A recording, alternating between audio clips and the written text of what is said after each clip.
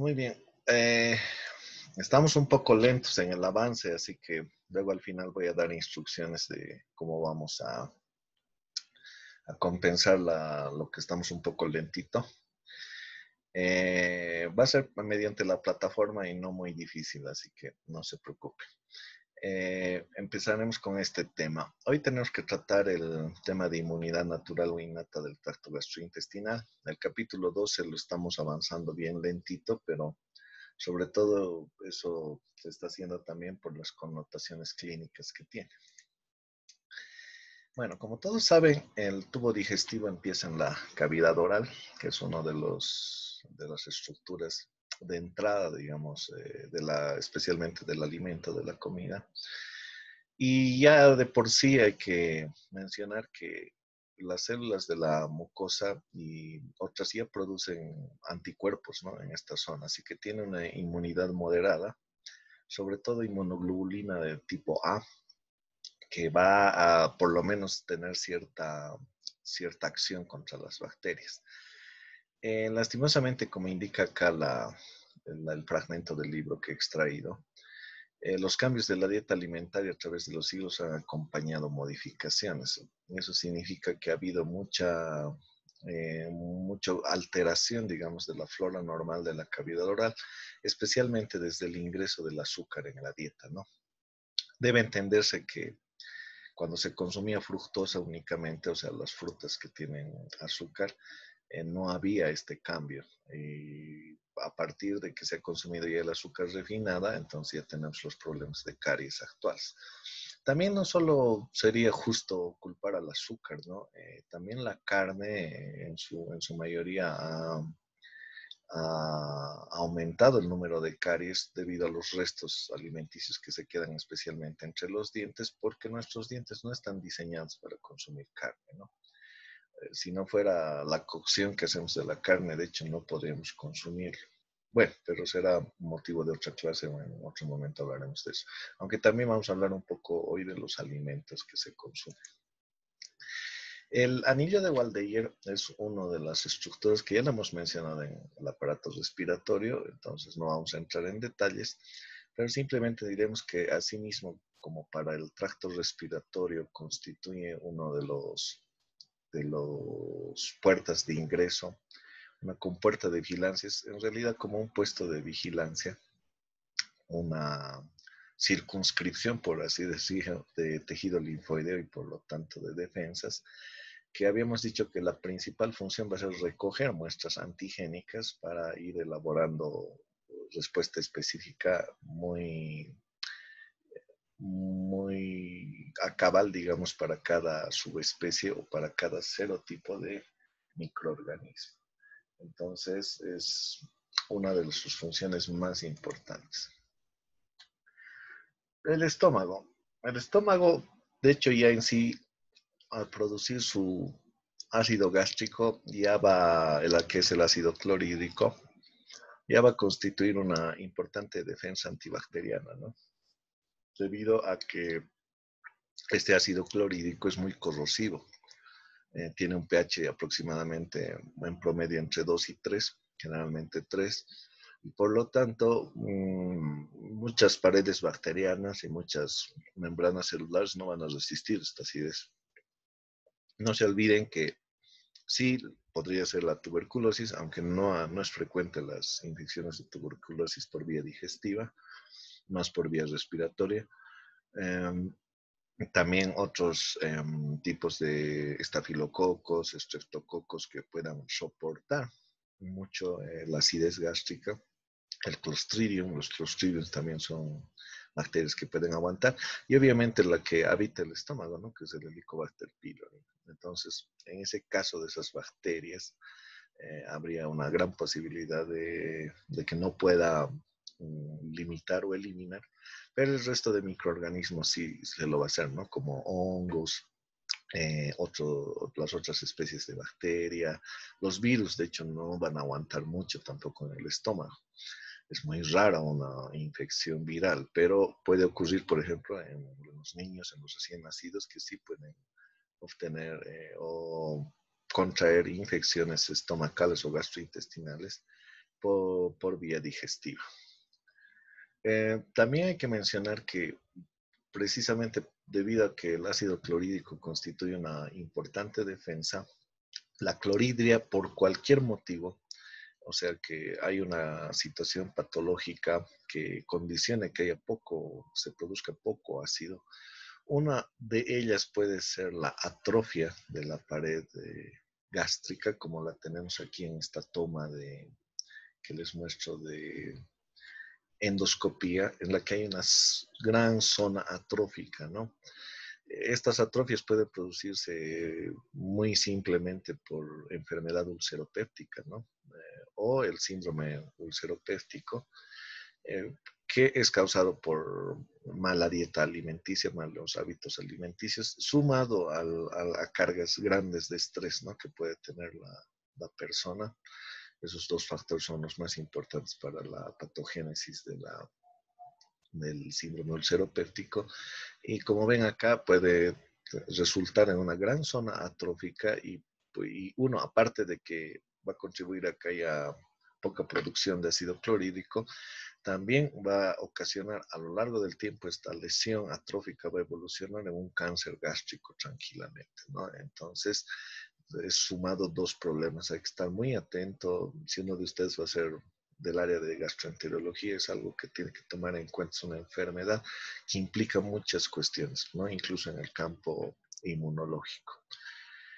Perdón, había estado proyectando la imagen no en pantalla completa, ahora sí, para que se vea más detalle. El intestino, ¿no? El intestino, de hecho, es de lo que vamos a hablar más en toda esta exposición, porque constituye la verdadera barrera mecánica, ¿no? Prácticamente es la barrera entre el exterior y el interior del flujo sanguíneo. Es una barrera muy delgada, así como el tracto respiratorio constituye una frontera entre la vía aérea, digamos, la atmósfera y la vía sanguínea. Esto prácticamente es una barrera que podríamos considerar entre los alimentos y la vía sanguínea, ¿no? Y de hecho, por eso mencionamos, o el Rojas menciona precisamente estas 5 funciones importantes, ¿no? Uno sirve de barrera mecánica para evitar que ingresen los microorganismos. Otra que es su función más importante desde el punto de vista fisiológico, que es absorber los nutrientes. No se olviden que existen 3 tipos de nutrientes, ¿no? Según su clasificación bioquímica, en 3 grupos grandes: proteínas, carbohidratos y grasas. Permite la excreción de productos de desecho y participa activamente en los mecanismos de defensa inmune contra microorganismos patógenos. Vamos a ver que al igual que en la piel, especialmente los enterocitos cumplen muchas funciones inmunológicas, no son solo células estructurales, ¿no? O que forman simplemente la barrera mecánica y solo van a dedicarse a la absorción de alimentos. Son realmente células que pueden servir de muchas funciones inmunológicas. Incluso también una de estas funciones, y vamos a hablar, es que respecto a la flora comensal o flora bacteriana o flora intestinal, cualquiera de esos nombres es válido, van a inducir una tolerancia por parte del sistema inmunológico, ¿no? Eso significa que estas bacterias van a ser toleradas, aguantadas, digamos, van a ser como las invitadas en el intestino, sobre todo en el área colónica, en el intestino grueso, que nos van a servir. Tenemos una relación simbiótica con ellas, ¿no? Ellas nos dan ciertas cosas y nosotros a cambio les damos un hábitat donde vivir. También tenemos entonces a la microbiota o flora intestinal, que tendríamos que empezar por eso, que constituyen unos 100 trillones de bacterias, ¿no? Como menciona el Rojas. Otros libros, otras publicaciones, por lo menos van a encontrar en billones y casi pesan 1 kilogramo. Si consideramos que las bacterias son seres microscópicos, microorganismos, es una importante población, ¿no? Para que pesen 1 kilo. Y lo que también nos van a aportar debido a su presencia es más carga genética, ¿no? Tienen 3 millones de genes. Y hacen que el estómago en sí sea, o bueno, el aparato digestivo en sí, o el tubo digestivo, sea un organismo muy complejo, ¿no? Debido a esta relación simbiótica con las bacterias. Aquí tengo un cuadrito, ¿no? Que para ilustrar la cantidad enorme que existe de bacterias de flora bacteriana. Y llaman a esto vida, dicen, por el acúmulo de personas que hay, bueno, en este caso de bacterias, ¿no? Es increíble la cantidad de bacterias que existen en el tubo digestivo. También podremos clasificar, ¿no? Que hay bacterias que pueden habitar el tubo digestivo y son buenas o son simbióticas o nos ayudan para muchos procesos metabólicos, y hay otros tipos de bacterias que pueden ser nocivas o patogénicas. Tal es así que en este pequeño cuadrito, por ejemplo, dividimos como buenas a las bifidobacterias, a la E. coli.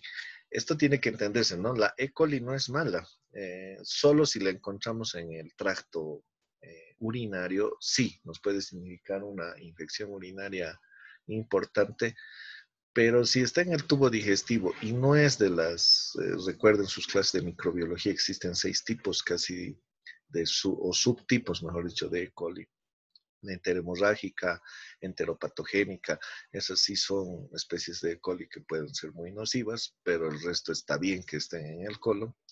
Y los lactobacilos, aunque esto de los lactobacilos no es malo que estén porque ayudan a muchos procesos metabólicos, pero en mi opinión yo creo que es como una flora que la mayoría recomienda para no sufrir intolerancia a la lactosa, ¿no? Pero tómese en cuenta que la leche en sí y la lactosa no son alimentos ni necesarios ni esenciales, ¿no? Entonces, no habría ningún problema. No es malo tener lactobacilos, eso sí es malo. Lo que sí es malo es, según los últimos criterios médicos, es consumir leche, no solo leche vacuna. La leche materna sí. Eh, y en ese caso que algún bebé lactante tuviera alguna intolerancia a la lactosa, que sea de origen más autoinmune, más genético incluso, ayudaría a proporcionarle lactobacilos, ¿no? También, pero en la parte de abajo tenemos las bacterias malas, ¿no? Como los Campylobacter, el Clostridium difficile, del que ya les había mencionado que los Clostridios son muy resistentes a la acidez estomacal, y Enterococcus, ¿no? Muchas especies de Enterococcus, sobre todo el Fecalis. Tal es así que en la siguiente diapositiva tenemos un cuadro, en realidad una serie de tortas, ¿no? Estadísticas, extraídas también del Rojas. Y podemos ver que en todas estas áreas, en la boca, en el esófago, en la piel, en el estómago, en la vagina, existe una colonias bacterianas, ¿no? Pero en comparación con el colon, si ustedes hacen una visualización de las tortas, van a ver que la mitad prácticamente de la estructura colónica, de la superficie colónica, está colonizada por bacterias. Sobre todo, y aquí lo tenemos en colores, los bacteroidetes, ¿no? Se llaman así por las familias, ¿no? Bacteroidetes, firmicutes. Estas dos son de las más importantes. Vamos a develar en las siguientes diapositivas por qué. Las actinobacterias se encuentran en más número en la piel, como pueden ver. Las protobacterias están más frecuentemente en el estómago porque pueden soportar un poco la acidez, aunque también en el esófago y en la boca. Y otros tipos de otras familias significa eso, filum en latín significa familia. En otros tipos de bacterias también van a colonizar estas cavidades naturales, ¿no? ¿Qué pasa con los firmicutes y los bacteroides? Pues se han encontrado muchas pruebas, muchos trabajos científicos de que, viendo este cuadrito que está en esta diapositiva, que mayor, este signo mayores, ¿no? De cantidad de firmicutes en una persona y menor cantidad de bacteroides van a contribuir a la obesidad, ¿no? ¿Y cómo se estimula, digamos, que haya más firmicutes que bacteroides?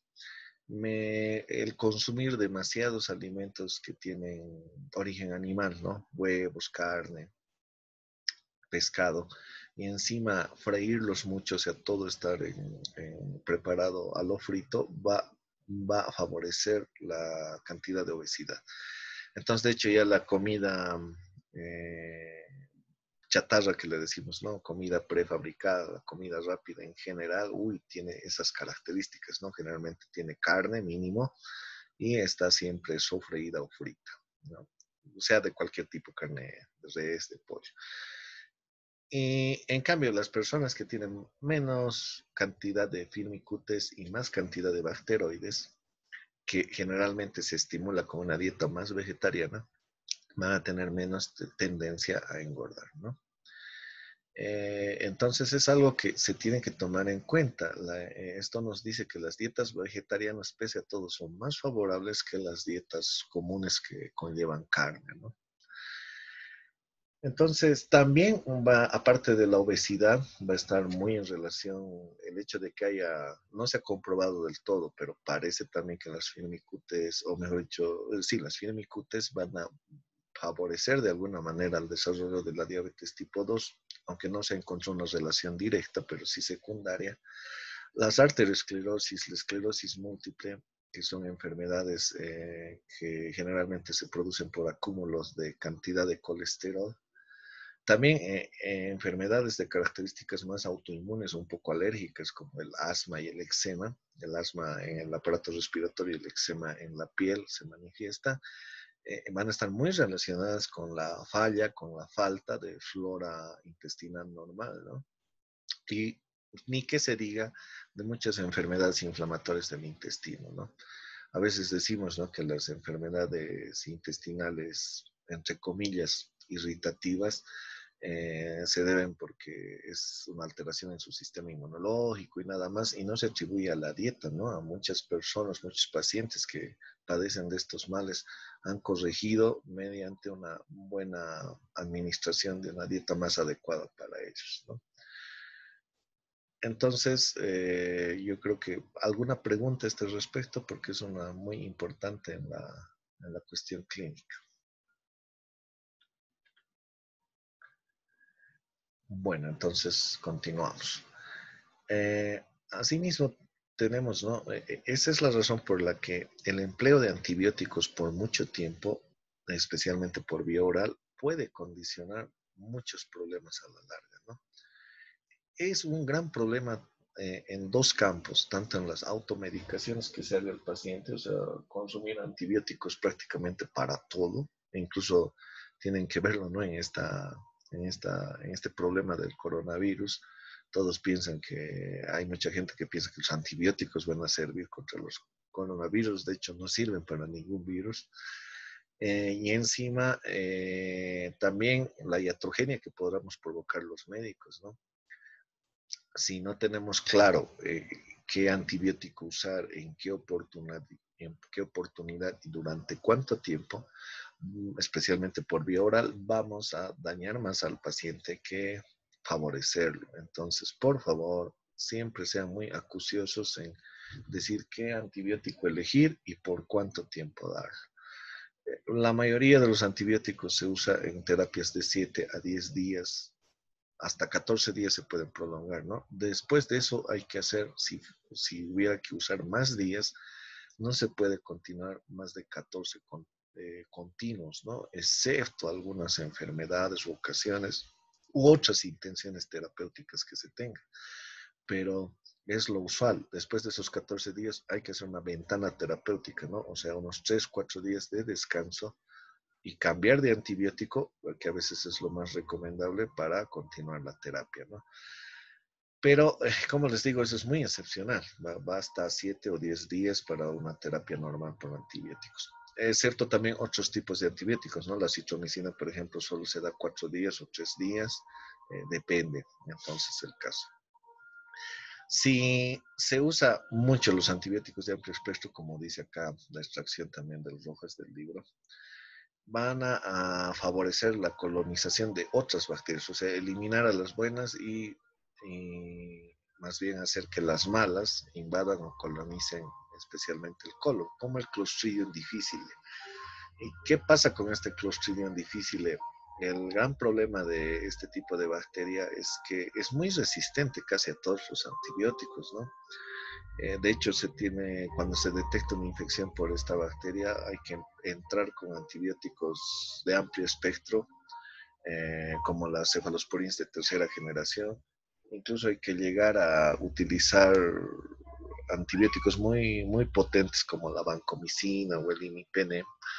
Y eso hace que, precisamente como dice su nombre, este Clostridium difficile es muy difícil de erradicar, por lo que no, en Estados Unidos, como menciona el libro, hay unos 14,000 muertes al año por esta bacteria.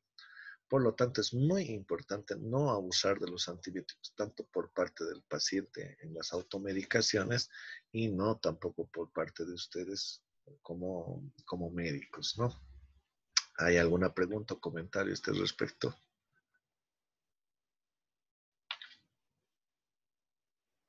Ninguno. Muy bien, continuamos.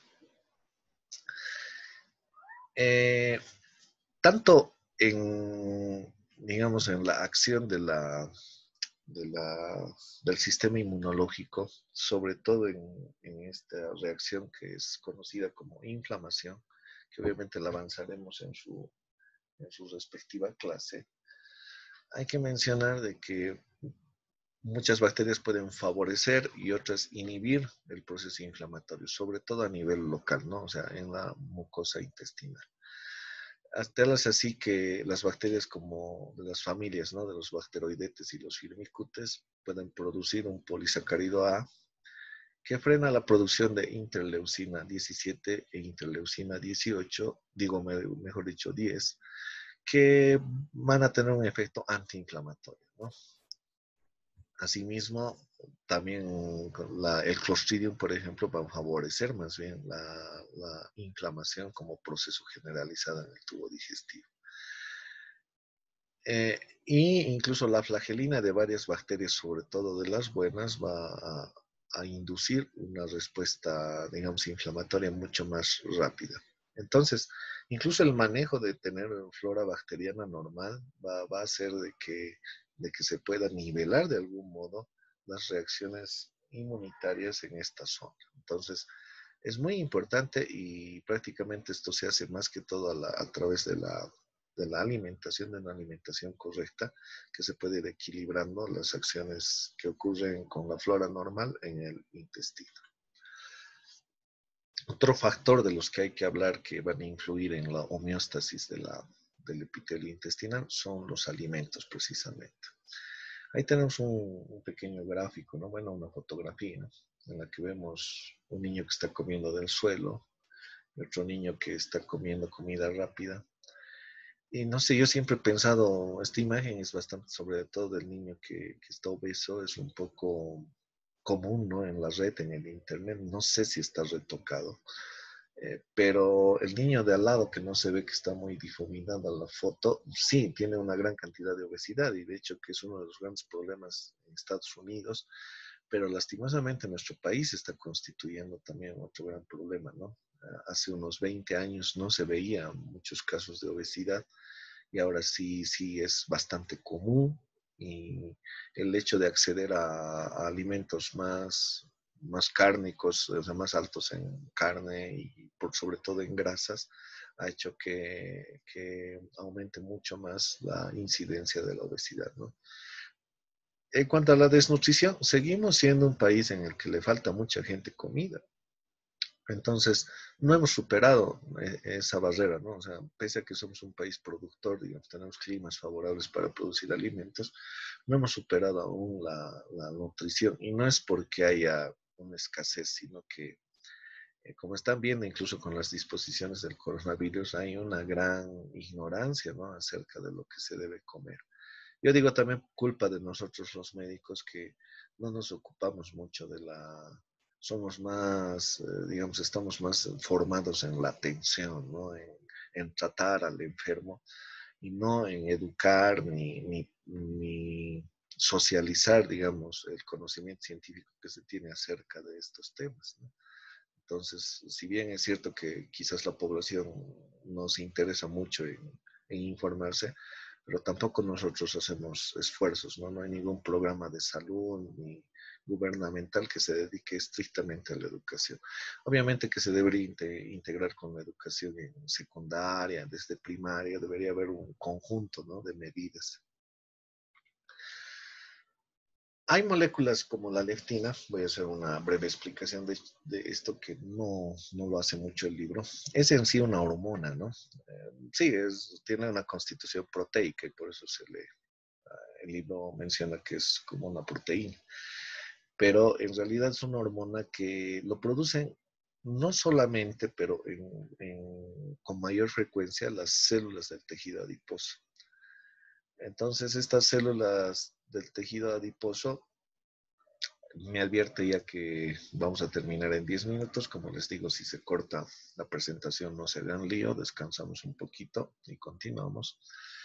Y este tejido adiposo produce la leptina para avisar al cerebro que ya hay suficiente carga de alimentos, ¿no?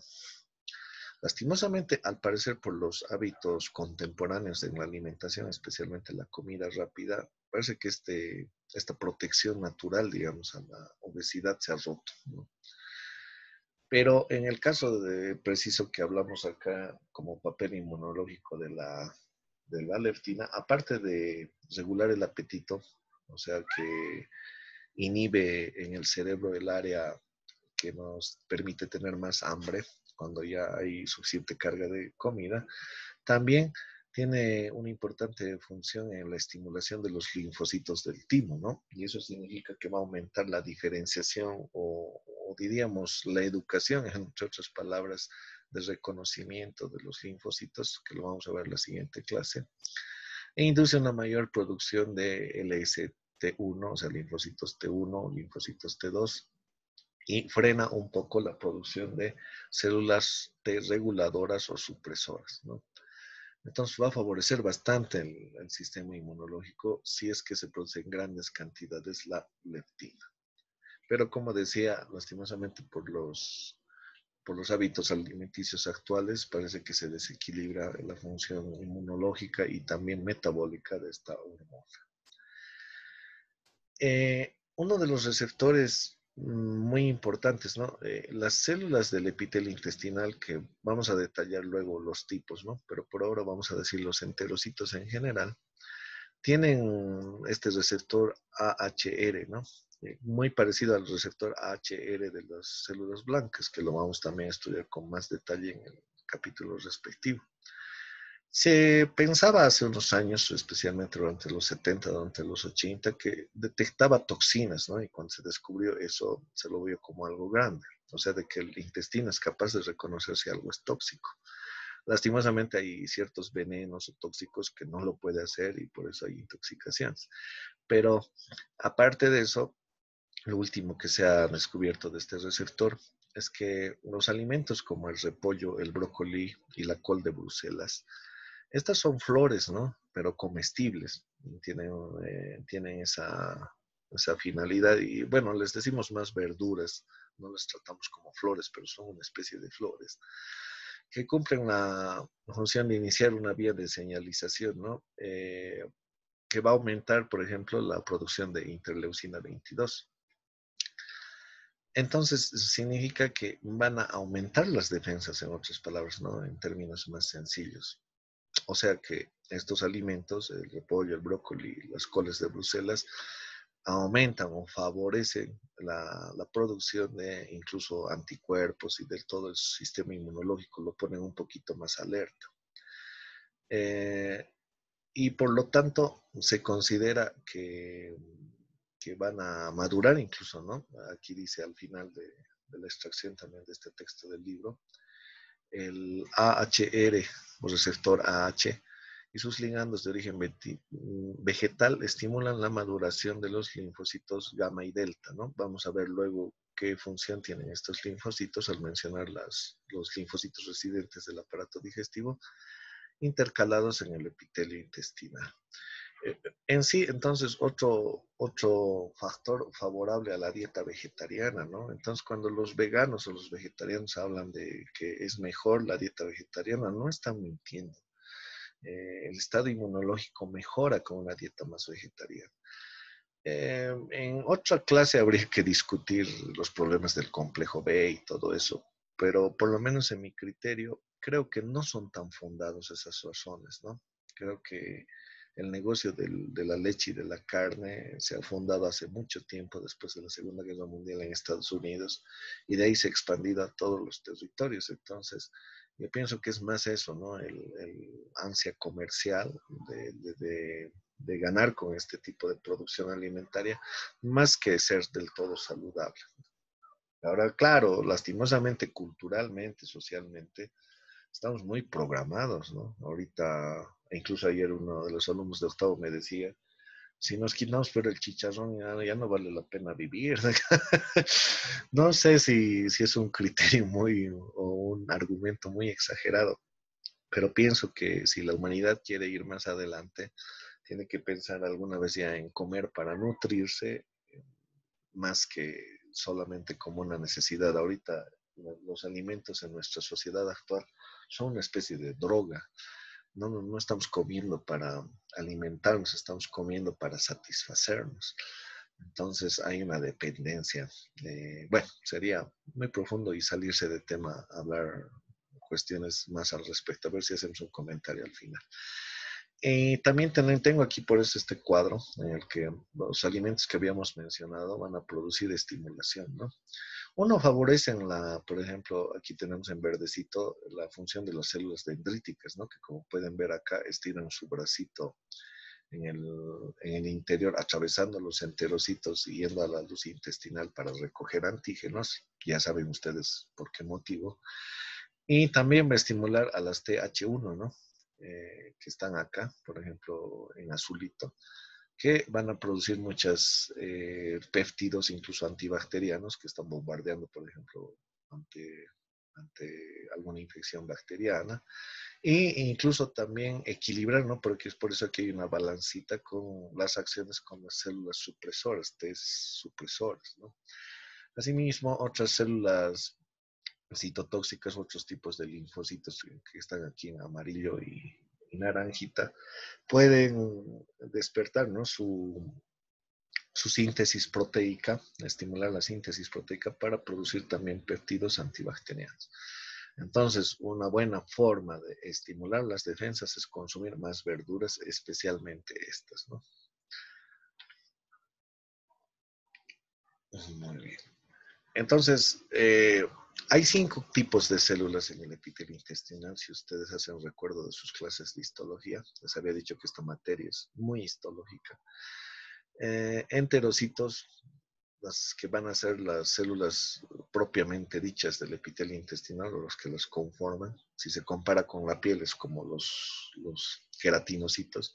Si se compara con el parénquima pulmonar, como los neumocitos tipo 1 sobre todo. Caliciformes productoras de mocos, ¿no? O sea, muy parecidas a las del aparato respiratorio, pero estas son propias del aparato digestivo. Las células de Panet que tienen funciones inmunológicas y se discute hasta ahora, incluso en esta época, mucho su origen. Si se van a generar de las células STEM o madres intestinales o si tienen otro origen, ¿no? Pero sí, lo que sí se sabe es que son capaces de producir péptidos antimicrobianos en grandes cantidades. Las enteroendocrinas, que tienen que ver más con sus funciones digestivas del intestino, ¿no? Por eso producen serotonina, somatostatina, péptido intestinal vasoactivo, enteroglucanos, que van a manejar mucho el peristaltismo intestinal, el aumento o disminución de la absorción intestinal por parte de este órgano, ¿no? Las células madre, también que habíamos mencionado que van a dar origen supuestamente a todas las células, aunque vamos a ver que hay dos posiciones científicas respecto a estas células. Me parece que en cualquier momento yo creo que se va a cortar, así que no se van a asustar si sucede. Vamos a continuar a partir de ahí. Tal es así que tenemos acá un cuadro, me parece que extraído del Garner o muy similar al estilo de gráficos que tenía el Garner, el libro de histología, en lo que podemos ver estas distintas células, ¿no? Aquí de arriba hacia abajo las células de absorción o enterocitos, las caliciformes o que producen moco, las enteroendocrinas o hormonales, las regenerativas o stem cells en inglés, ¿no? Células madre intestinales y las células de Paneth, que ya se puede ver aquí su núcleo, ¿no? Entonces vamos a descansar unos 5 minutos hasta que se renueve o grabe incluso a la computadora baje esta reunión y vamos a continuar con el resto de la clase. ¿Alguna pregunta hasta acá antes que se corte? Ninguna. ¿Ninguna? ¿Por parte de nadie? No, doctor, ninguna. Muy bien. Ninguna, doctor.